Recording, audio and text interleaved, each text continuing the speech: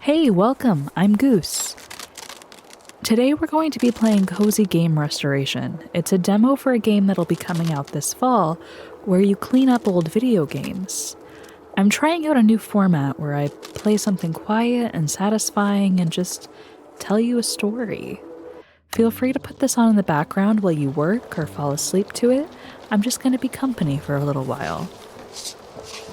Today I want to tell you about how I ended up with two parrots. I have an umbrella cockatoo named Angelo and an Indian ringneck named Remy, and the story of how that happened starts way earlier than either of them. I've always loved animals. One of my first words was fish. There's an old video of me as a toddler standing by the kitchen aquarium proudly declaring what I was looking at. It's about 30 years old, not easily found, definitely not in a compatible format, but it's probably the oldest video of me that exists. My 7th grade year was the year that I wouldn't shut up about birds. I already had a dog. His name was Darwin, and he was a Shih Tzu, but at that point he was a senior dog and he'd really slowed down. He was deaf and blind and not super fun to play with. I wanted a budgie so badly that I made budgie toys out of beads. I built a budgie gym out of an old Barbie tent frame. I memorized care sheets. I drew them constantly. I basically had a shrine to the idea of a budgie in my room. I knew everything there was to know about pet parrots, every kind, every care requirement, and I would not shut up about the budgies. My mom had an annual doctor's appointment in Portland that typically fell the week before my birthday. I had mentioned, maybe a couple of times over the days that we were there, that there was a Petco in Clackamas. The night we went home, we stopped for dinner. I had a shrimp Louis salad, and as we started to drive home, I saw the freeway signs for Clackamas. I held my breath. I knew if I said anything, my parents wouldn't go for it, so I waited. 5 miles, 2 miles, next exit, and my dad signaled. My mom asked where we were going, and he said, "I'm looking for Petco." I shrieked. I danced inside. I picked out a little white cage that looked like a house, just like I dreamed, and a little green and yellow budgie, the youngest one.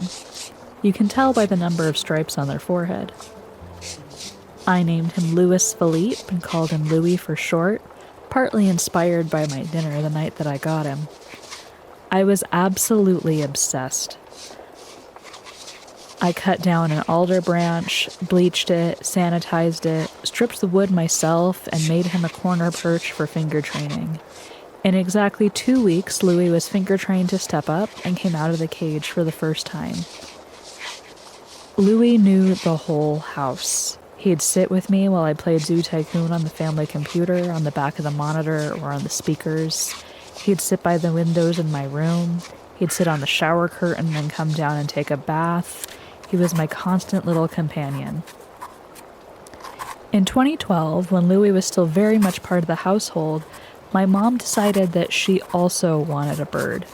She'd resisted my pleas for more than a year, but after a few years with Louis, she came back around.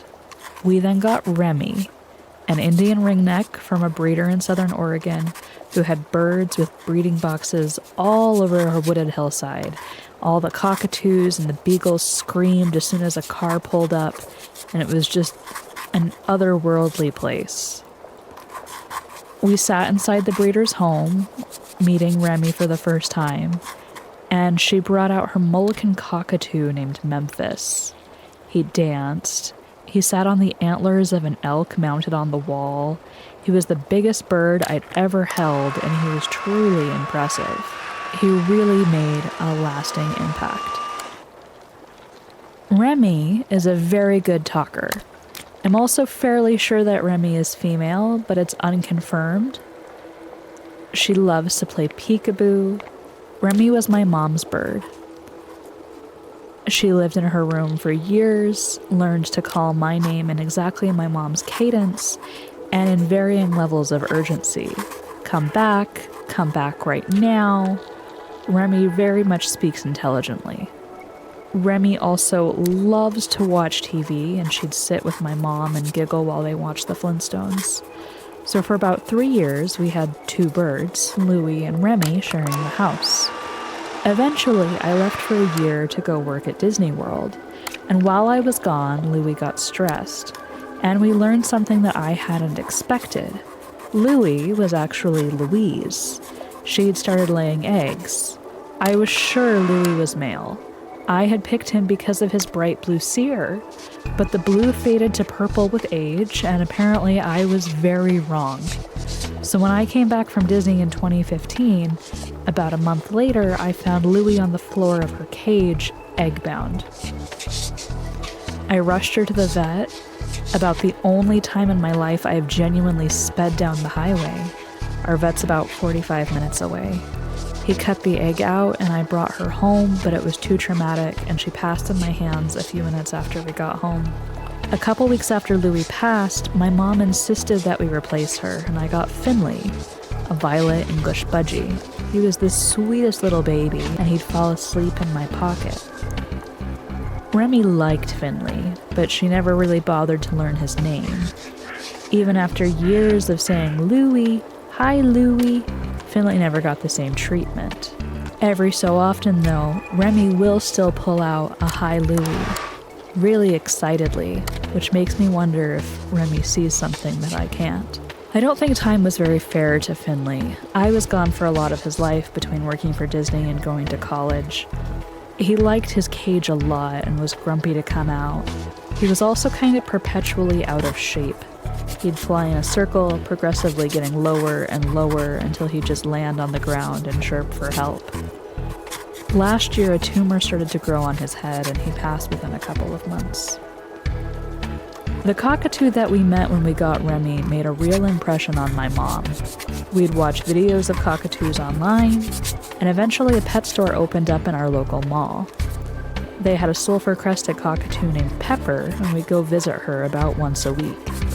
The pet store wasn't taking very good care of Pepper or any of their animals, and we tried talking them down in price, but they wouldn't go for it.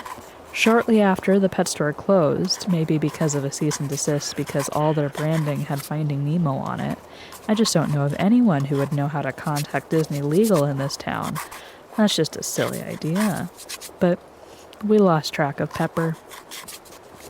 My mom still kept thinking about cockatoos, though. In 2018, my dad asked my mom what she wanted for her birthday, and she said a cockatoo. I said that was kind of an impractical idea. I liked the idea as much as anyone, but I knew how intense of a bird that was.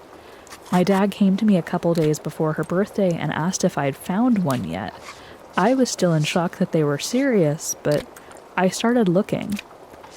I emailed Remy's breeder and she didn't have any available. I started looking at classified ads and finally I found one.